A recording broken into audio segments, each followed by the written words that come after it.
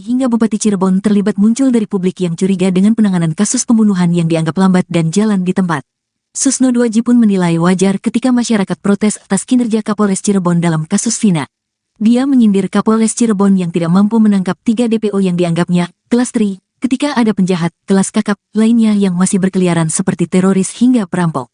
Tak hanya Kapolres Cirebon, Susno juga mengkritik kinerja Kapolda Jabar dari tahun 2016 hingga sekarang yang terkesan tidak melakukan apa-apa terkait 3 DPO tersebut. Sosok yang juga pernah menjabat Kapolda Jabar tahun 2008 ini menilai wajar ketika masyarakat menganggap adanya isu bahwa 3 DPO yang belum tertangkap tersebut adalah anak perwira pejabat atau perwira polisi. Diketahui saat peristiwa pembunuhan terjadi, Brigjen Adi Vivit Agustiadi Bahtiar menjabat sebagai Kapolres Cirebon. Sementara Irjen Pol Purn Ds. Bambang Waskito saat itu menjabat sebagai Kapolda Jawa Barat. Purnawirawan Komisaris Jenderal Polisi Susno 2J ikut buka suara terkait kasus Vina. Dia pun mempertanyakan kinerja Kapolres Cirebon yang menjabat sejak kasus pembunuhan Vina, lantaran belum menangkap 3 DPO tersebut. Dikutip dari Tribunnews.com, Susno mengkritisi pengungkapan kasus Vina Cirebon yang tidak kunjung selesai hingga 8 tahun lamanya. Menurut mantan Kabar Reskrim Polri itu, kasus Vina Cirebon tidak akan melebar seperti saat ini apabila Kapolsek Cirebon atau Kapolda Jawa Barat bisa menangkap 3 pelaku yang masih bersembunyi. Sedangkan sampai saat ini Kapolres Cirebon belum mampu menangkap 3 DPO. Susno pun mempertanyakan kinerja Kapolres Cirebon. Susno juga menilai wajar ketika masyarakat protes atas kinerja Kapolres Cirebon dalam kasus Vina. Tak hanya Kapolres Cirebon, Susno juga mengkritik kinerja Kapolda Jabar dari tahun 2016 hingga sekarang yang terkesan tidak melakukan apa-apa terkait 3 DPO tersebut. Hal ini diungkapkannya di podcast pribadinya Susno 2J. Diketahui kasus pembunuhan dan ruda paksa terhadap Vina kembali menjadi sorotan setelah difilmkan. Hotman Paris yang merupakan kuasa hukum pihak keluarga Vina Cirebon membalas pernyataan pengacara para pelaku. Tim kuasa hukum Hotman Putri Maya Rumanti mengaku tak terima jika Vina dan kekasihnya Eki disebut tewas karena kecelakaan tunggal. Sebab bukti yang dilihat keluarga Vina dan Eki justru berkebalikan. Hal yang sama juga diungkap oleh Hotman Paris di akun Instagram pribadinya pada Selasa 21 Mei. Dikutip dari Tribunnews.com, Hotman Paris mengatakan kasus Vina bukan karena kecelakaan tunggal. Hotman juga menyebutkan BAP kasus Vina sudah jelas dan tidak ada rekayasa. Dalam BAP, salah satu pelaku mengaku saat memperkosa belum sempat keluar sperma karena keburu digilir. Hal ini diungkap Hotman Paris di akun Instagram pribadinya. Sebelumnya, tim kuasa hukum Hotman Paris, Putri Maya Rumanti, mengaku tak terima jika Vina dan kekasihnya Eki disebut tewas karena kecelakaan tunggal. Sebab bukti yang dilihat keluarga Vina dan Eki justru berkebalikan. Kendati demikian, Putri Maya Rumanti mengakui kasus Vina masih terus diselidiki.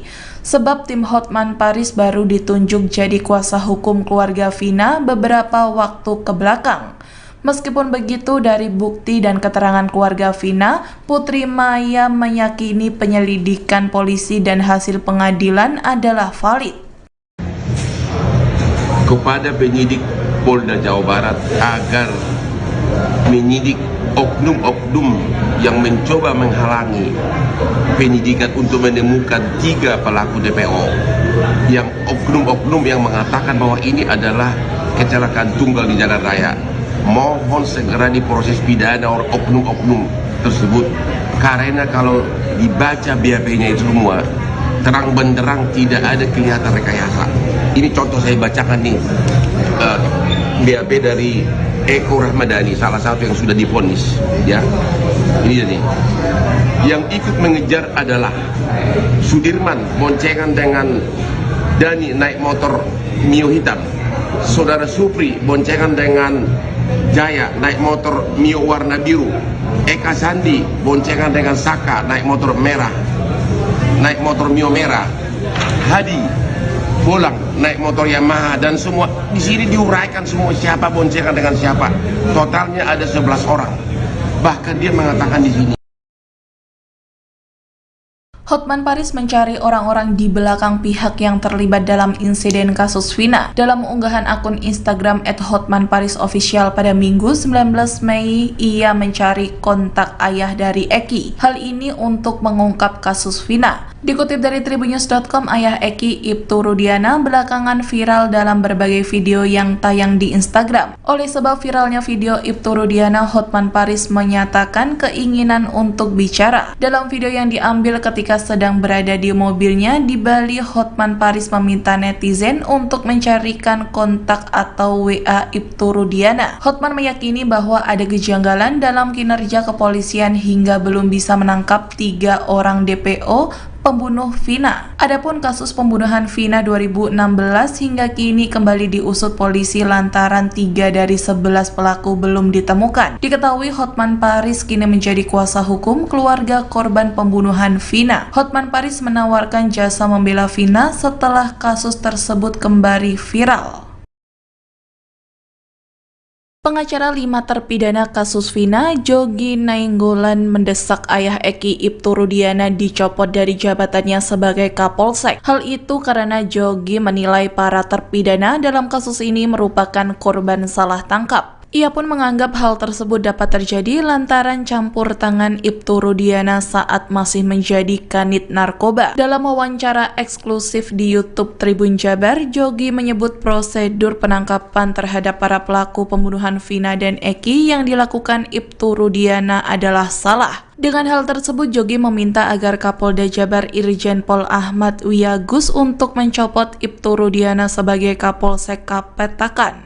Jogi mengatakan pihaknya tetap prihatin atas kejadian yang menimpa anak Ibtu Rudiana tersebut. Namun menurutnya para terpidana tersebut juga memiliki hak untuk bebas dari segala tuduhan usai diduga sebagai korban salah tangkap. Kuasa hukum terpidana lainnya, Titin, juga menyebut bahwa Ibtu Rudiana melakukan penangkapan tanpa aturan yang ada. Titin mengungkap Rudiana menangkap para pelaku tanpa surat perintah penangkapan. Dia menduga penangkapan yang dilakukan oleh Rudiana hanya berdasarkan insting yang dimilikinya sebagai polisi. Selain itu, Titin juga mengatakan ada dugaan penangkapan oleh Rudiana juga berdasarkan konflik yang dialami anaknya dengan temannya sebulan sebelum kejadian nahas tersebut.